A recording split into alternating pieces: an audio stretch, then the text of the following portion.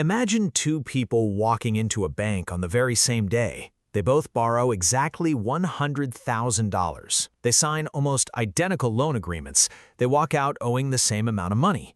Fast forward 10 years. The first person owns a successful business, has built real wealth, and is financially secure. The second is drowning in repayments, living paycheck to paycheck and wondering where everything went wrong. Same amount borrowed, same starting point, completely different ending. So what happened? Most people would say one person simply made better financial decisions, but the real answer is far more interesting. Because the difference wasn't the amount they borrowed, it wasn't even the fact that they borrowed money in the first place, it was what the debt was actually doing for them. That's the part almost nobody explains. Growing up, many of us heard the same advice over and over again. Never borrow money, debt is dangerous, pay off every loan as quickly as possible. It sounds like good advice, and sometimes it is. But here's something that seems almost impossible at first. Some of the wealthiest individuals in largest companies in the world intentionally carry millions, even billions of dollars in debt. They aren't trapped by it, they're using it. So who's right? The parents telling you to avoid debt at all costs, or the successful entrepreneurs, investors, and business owners who willingly borrow enormous sums of money? They can't both be completely right, and that's where the misunderstanding begins. The truth is that we've spent years treating debt as though it's a single idea. It isn't. Debt is more like fire. In the wrong hands, it destroys homes. In the right hands, it powers entire cities. The danger isn't the fire itself, it's how it's used, and the same is true for money you borrow. Before we go any further, here's something that might surprise you. One of the biggest financial mistakes isn't borrowing too much. Sometimes it's refusing to borrow when borrowing would have changed your life for the better. We'll come back to that later. Because first, we need to understand why so many intelligent people end up fearing every form of debt, while others quietly use it to build wealth. Once you understand that difference, you'll never look at loans, credit cards, mortgages, or student debt the same way again. By the end of this discussion, you'll have a simple 3-question framework that can help you evaluate almost any debt you'll ever encounter. More importantly, you'll know why two people can borrow the exact same amount of money and end up living completely different lives. So let's start with the belief that almost all of us were taught from childhood, that all debt is bad. Because while that idea sounds safe, it may also be one of the most expensive financial myths you'll ever believe. If you've always believed that debt is dangerous, you're not alone. In fact, that belief is completely understandable.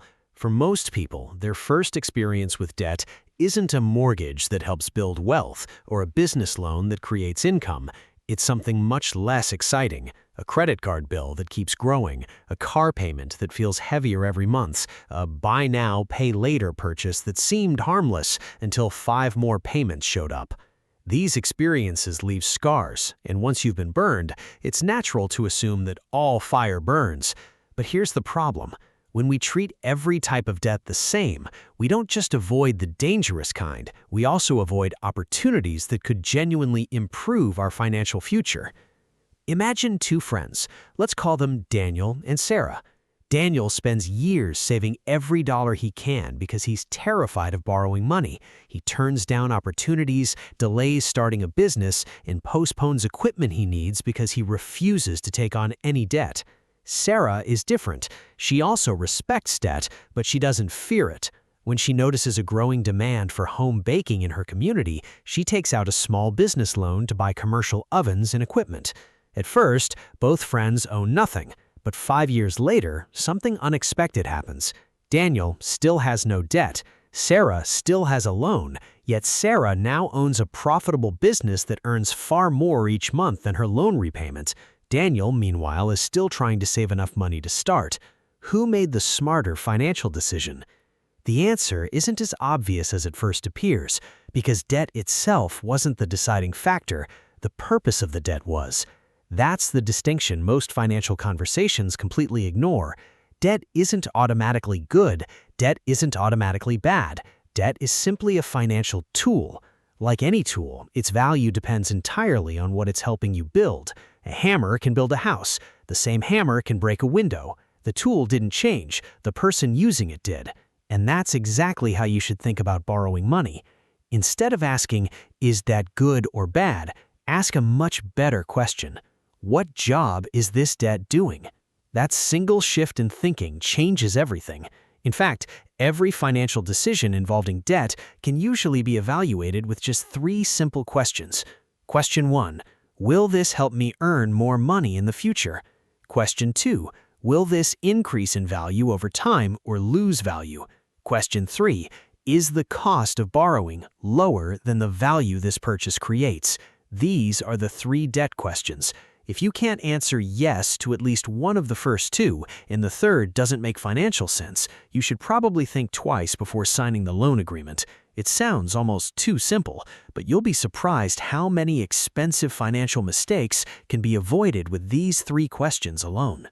And here's where things become even more interesting, because some debts that look incredibly responsible can quietly become terrible financial decisions, while other debts that seem risky at first glance can end up becoming some of the smartest investments a person ever makes. The difference comes down to one thing: not the loan, not the bank, not even the amount borrowed, the mathematics behind what happens after you borrow. And that's where the real difference between good debt and bad debt begins. What actually separates good debt from bad debt? The simplest answer is this: good debt helps create a better future. Bad debt makes the present feel better while making the future more expensive.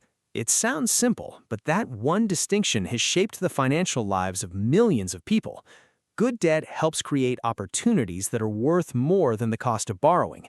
Take a student loan for a high-earning degree, or a small business financing a second truck to immediately double its capacity. The debt is no longer just an expense, it's an investment. Now compare that with another situation. Someone finances a brand new phone over 2 years when their current phone works perfectly. The moment they leave the store, that phone begins losing value. It won't generate income and it won't appreciate. They'll still be paying yesterday's excitement with tomorrow's income. Good debt usually buys assets, education, or productive tools. Bad debt usually buys consumption. But this isn't just about what you buy, it's also about what the loan costs. Debt isn't judged by its name, it's judged by its purpose, its cost, and the value it creates. This is why wealthy people often ask a very different question than everyone else. They don't ask, how quickly can I get out of debt? They ask, is this debt working for me, or am I working for this debt?